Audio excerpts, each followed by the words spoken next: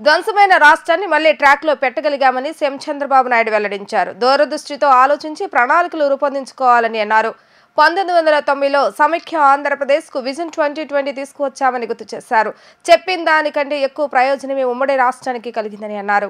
2047 vision document పై శాసనసభలో లఘు చర్చ జరిగింది. విజన్ డాక్యుమెంట్ పై ముఖ్యమంత్రి నారా చంద్రబాబు నాయుడు ప్రసంగించారు. 2047 వికసిత్ భారత్ ను ప్రధాని మోడీ అమలు చేస్తున్నారని, అందుకే ఏపీ కూడా అభివృద్ధి దిశగా అడుగులేసేందుకు స్వర్ణాంధ్ర విజన్ 2047 డాక్యుమెంట్ ను రూపొందించామని తెలిపారు.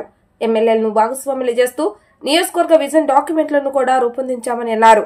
2047 నాటికి ఏపీ $2.4 ట్రిలియన్ ఎకానమీగా మారడమే లక్ష్యమని స్పష్టం చేశారు. అలాగే 308 లక్షల కోట్ల రాష్ట్ర స్థూల ఉత్పత్తి సాధించేలా ప్రణాళికలు చేశామని అన్నారు. ప్రతి ఏటా 15% వృద్ధి రేటుతో 55 లక్షల తలసరి ఆదాయం సాధించేలా విజన్ డాక్యుమెంట్ రూపొందించామని వ్యాఖ్యానించారు.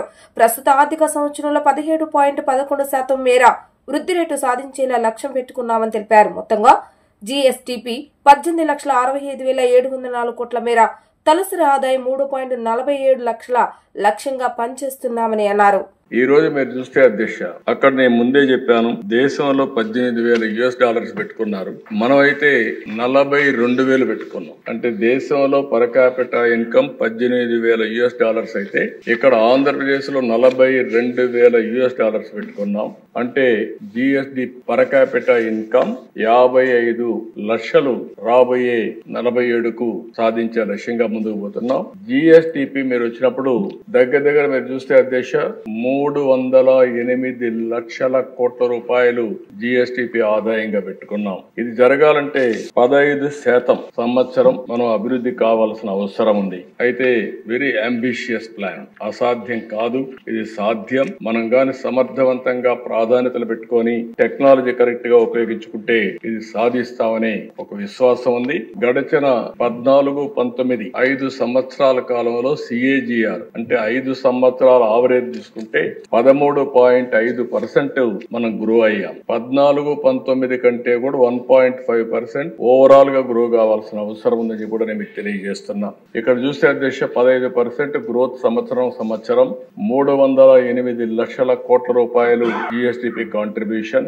పర్ క్యాపిటా ఇన్కమ్ 55 లక్షలు. మ్యాక్రో టు మైక్రో అప్రోచ్, ఇక్కడి నుంచి రాష్ట్ర స్థాయి నుంచి అన్ని డిపార్ట్మెంట్ నుంచి లాస్ట్ మైల్ లో ఫ్యామిలీ వరకు ఇంటిగ్రేట్ చేయాలనేది ఇందులో ప్రధానమైన లక్ష్యం. 25-26కి 17% గ్రోత్ పెట్టుకున్నాం. ఎందుకంటే కొంచెం ఈ సంవత్సరం అంతా గానీ అన్ని రంగాల్లో స్ట్రీమ్ లైన్ చేయగలిగితే వస్తుందనేది ఒక నమ్మకం. అందుకనే 17% పెట్టుకున్నాం. దానివల్ల జిఎస్టిపి 18,65,704 కోట్లు రావాలి. అగ్రికల్చర్, ఇండస్ట్రీ, సర్వీస్ ఏ విధంగా వస్తాయని కూడా పెట్టాం.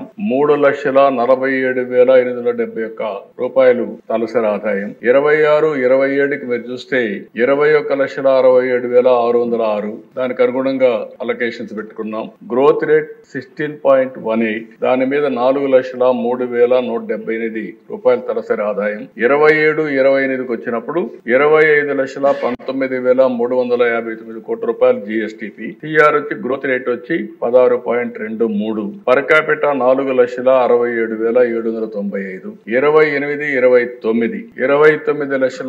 29,29,402 కోట్లు జిఎస్టిపి, 16.28 గ్రోత్ రేట్. అదే మరిగా పర్ క్యాపిటా ఇన్కమ్ 5,42,985. ఇది రాష్ట్రంలో ఉండే ఫిగర్స్. ఇవి మీ నియోజకవర్గాల్లో కొన్నిట్లో ఎక్కువ ఉంది, కొన్నిట్లో తక్కువ ఉంది. దానికి కారణం హిస్టారికల్ గా వచ్చిన రీజన్స్. అక్కడ సోషియో ఎకనామిక్ పొలిటికల్ రీజన్స్ ఉంటాయి. దాని వల్ల ఈ రోజు ఆ పరిస్థితిలో ఉన్నాం.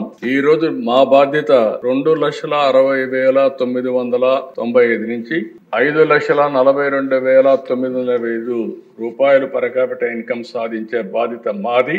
మీ నియోజకవర్గాల్లో మీకు ఇచ్చిన టార్గెట్ సాధించే బాధ్యత మీకు కూడా ఉంది. ఈ విషయాన్ని మీరు గుర్తుపెట్టుకోవాల్సిన అవసరం ఉంది. నాకు కూడా 2 బాధ్యతలు ఉన్నాయి. నా కాన్స్టిట్యున్సీ చూసుకుంటేనే రాష్ట్రం చూసుకోవాలి. ఆ విషయం కూడా దాంట్లో సందేహం లేదు.